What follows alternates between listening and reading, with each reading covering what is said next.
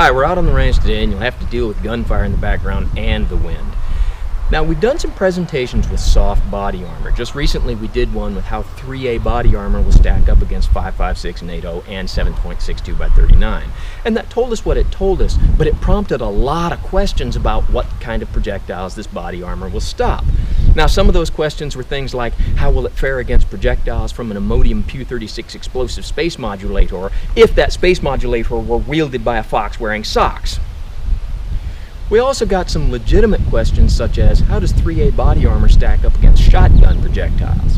Okay, that we can test. Now, I've got my Mossberg 500.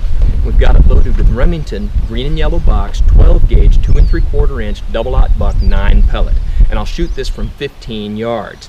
Now, if you were wearing this body armor, your body has some give. So we've got it on a target frame that has some give, and that should make it a legitimate test. So let's see what happens. You want that cheeseburger to go? It's gone! Now, I said that the target frame had to have a little give to make it a legitimate test. That might have been a little too much give. However, it did stop all 9 pellets. So let's put this up on something that maybe has a little more resistance and try that again.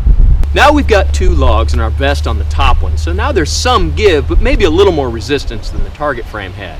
So again, I'll try this from 15 yards with our double-aught buck, and now let's see what happens. Now remember, this vest has already been shot with 9 pellets, so it was compromised before we ever taped it to this log. But it got hit with the second 9 pellets and stopped every one of them. But I know what you're thinking. What about a 12 gauge slug? Well, let's give it a try. Now we've got a new piece of 3A body armor, and here's you. Now the thing is with this soft body armor, that it works well against handgun projectiles and relatively low velocity stuff. But it is not very effective against projectiles that are pointy, even if that point is just a ballistic tip, or that are small in diameter, or that are really high velocity. That's why we saw it perform so poorly against 5.56 and 7.62 by 39. By contrast, though, a 12 gauge slug has a very big diameter. They're usually flat-nosed, they're going pretty slow, and they're made of soft lead most of the time. I can scratch the front of this one with just my thumbnail. So I'm confident that this will stop the 12 gauge slug. The real question, though, is what kind of condition are you going to be in even if it does stop that slug? Well, let's go back 15 yards, shoot this, and find out. Well, there's the back of the vest, but that slug did not go through. It's still stuck in there. It was just concussion that burst this soda bottle. So even though it stops the slug, you're still getting hit pretty hard. Now let's try something else and I'll see if I can illustrate just how hard you're getting hit.